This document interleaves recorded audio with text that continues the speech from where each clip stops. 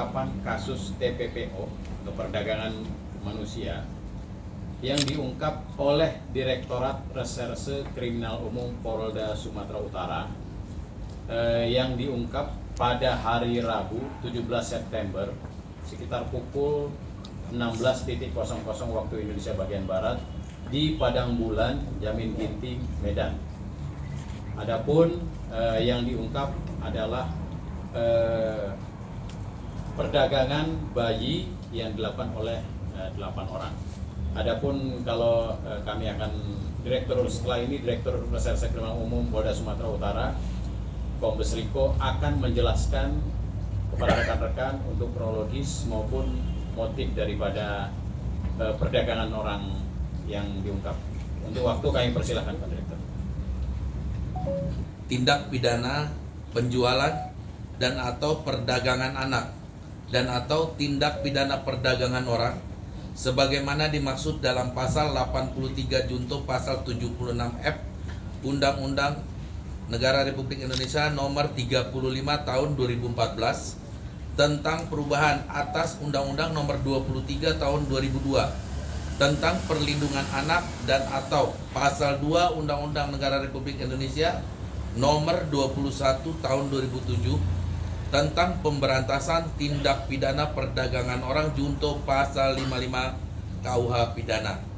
Yang pertama, kami akan melaporkan bahwa kejadian ini pada hari Rabu tanggal 17 September 2025 sekitar pukul 16.00 waktu Indonesia bagian Barat di Jalan Jamin Ginting, Gang Juhar, Kelurahan Padang Bulan, Kecamatan Medan Baru, Kota Medan. Kemudian apa yang terjadi? Yaitu tindak pidana yang terjadi, setiap orang dilarang menempatkan, membiarkan, melakukan, menyuruh melakukan, atau turut serta melakukan penculikan, penjualan, dan atau perdagangan anak.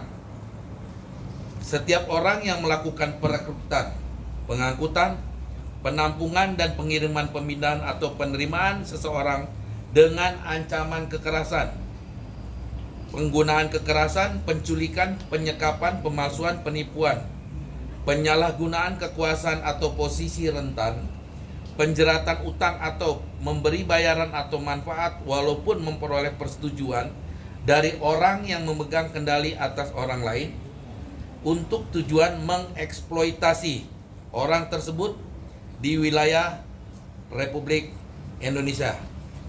Ancaman hukuman maksimal 15 tahun. Kemudian terhadap Undang-Undang tahun 2007 tentang pemberantasan tindak pidana perdagangan orang itu ancamannya juga 15 tahun. Di mana korban ataupun yang kami dapat dari 8 orang tersangka ini yaitu seorang bayi Mr. X, laki-laki, usia 3 hari saat diamankan. Kemudian dari penyelidikan yang kami telah lakukan bahwa rangkaian peristiwa tersebut ataupun orang-orang yang ada di dalamnya sesuai dengan perannya masing-masing melaksanakan kegiatannya itu dari tahun 2023. Dari hasil pengembangan kami juga didapat keterangan sudah 8 anak yang diperdagangkan. Namun di dalam proses kegiatan tersebut perdagangan anak ataupun orang itu terputus. Jadi antara penjual ataupun agen dengan yang membeli itu terputus. Artinya bahwa ketika terjadinya penjualan maka yang membeli ataupun yang menjual terputus untuk supaya yang bersangkutan pembeli tidak ada lagi hubungannya dengan penjual apabila di kemudian hari adanya gangguan-gangguan lain terhadap si pembeli, kan seperti itu. Kemudian ada 8 tersangka yang diamankan dengan inisial BDS alias TBD, ibu bayi berusia 24 tahun. Kemudian tersangka SRR ibu dari BDS, bibi dari BDS alias TBD berusia 41 tahun. Tersangka AD usia 44 tahun. Tersangka SS usia 36 tahun. Tersangka MS usia 74 tahun. Tersangka PT usia 42 tahun. Tersangka Jess usia 44 tahun. Tersangka MM alias BL usia 49 tahun. Di mana peran daripada masing-masing tersangka adalah BDS alias TBD berperan meminta tersangka SRR untuk mencarikan bayi yang akan membeli bayinya. Kemudian tersangka SRR berperan menghubungi tersangka SD dan SS untuk mencari orang yang akan membeli bayi. Kemudian tersangka AD berperan mengambil bayi dari tersangka SRR dan menjual kepada tersangka MS. Kemudian tersangka MS, orang yang membeli bayi dari tersangka AD dan SS dan kemudian menjual kepada tersangka PT. Tersangka PT, orang yang membeli bayi dari rumah tersangka MS dan menjual kepada tersangka MM alias BL. Tersangka Jess berperan membantu tersangka PT menjemput bayi dari rumah tersangka MS dan mengantar bayi kepada tersangka MM alias BL. Kemudian tersangka ML alias BL, orang yang membeli bayi dari tersangka PT dan Jess akan mencari orang yang akan membeli darinya. Modus operandinya perdagangan bayi secara ilegal, di mana di dalam setiap transaksi harga daripada bayi yang diperdagangkan antara 10 sampai 15 juta. Kemudian dari hal-hal tersebut kami juga berkoordinasi dengan Dirkrimsus menyangkut pengembangan kasus di tempat kayak poliklinik ataupun tempat dilahirkan anaknya tersebut.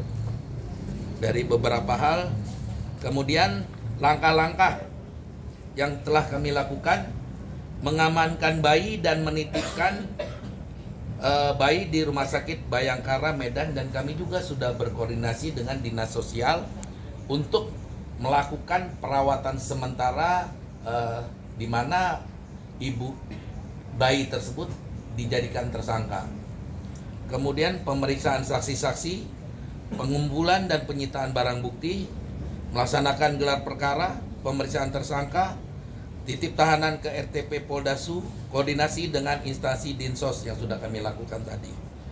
Kemudian rencana tindak lanjut, pemberkasan, kirim berkas perkara ke JPU, dan koordinasi dengan JPU. Demikian bisa disampaikan. Terjadi pasti dari hubungan gelap karena ini memang anaknya dijual. Gitu. Ada berapa tempat yang kita ungkap, Pak? Kalau tempat satu tempat, karena ini hubungan perdagangan yang memang putus. Jadi yang kami dapat di daerah Jamin Ginting di situ, satu tempat itu. Apa nama kliniknya, Pak? Ini Pak, dari pengakuan mereka ini apakah dijual bayi-bayi ini cuma di wilayah Sumatera Utara atau mereka memiliki hubungan dengan antar provinsi? Ada keluar Jawa antar provinsi. Nah, tetapi ini kan hubungannya ketika perdagangan itu putus dia, karena ini orang-orang tersebut mengetahui nanti kalau dia melakukan hubungan terus takutnya terungkap nanti latar belakang daripada anak. Pak, korbannya memang yang baru lahir semua ya, Pak? Ya, nah, untuk sementara informasi yang kami dapat itu rata-rata bayinya 3 hari sampai 1 bulan. Pengungkapan ini berawal dari mana, Pak? Pengungkapan berawal dari informasi masyarakat bahwa adanya seorang wanita yang merupakan agen yang menjual rumah bayi ke rumah yang beralamat di Jamin Ginting di Gang Juar dekat Simpang Dr. Mansur. Pak, katanya salah satu tersangka merupakan mertua dari perwira Polda Sumut Pangkat AKBP bernama Tombur Silaban atau alias AKBP TS. Klinik yang di Bromo diduga milik istri dari AKBP tersebut bernama Yuliana. Apakah bidang Yuliana ditetapkan tersangka atau gimana, Pak? Kami nanti urusannya sama yang bersangkutan yang umur 74 tahun itu sudah, nanti yang lain nanti kita akan pengembangan kasusnya. Pak, Ya. ini kan sudah 8 kali Pak. Apakah tersangkanya sama untuk yang 8 kali? Iya, tersangkanya dari penyelidikan dan penyidikan kami dari 8 orang ini yang merupakan satu sindikat itu sudah 8 kali melakukan penjualan perdagangan bayi tersebut. Pak. Nanti ada pengembangannya lagi. Pak, nama kliniknya apa, Pak? Nama kliniknya?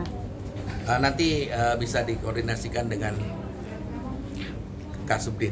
Pak, biasanya Yang 8 kliniknya nanti dilihat dari perkembangannya kliniknya. Rumah sakit dan Rumah sakit. lahirnya di rumah sakit. Lahirnya di rumah sakit. oh Ya. Lahirnya di rumah sakit, klinik itu nggak ada peran.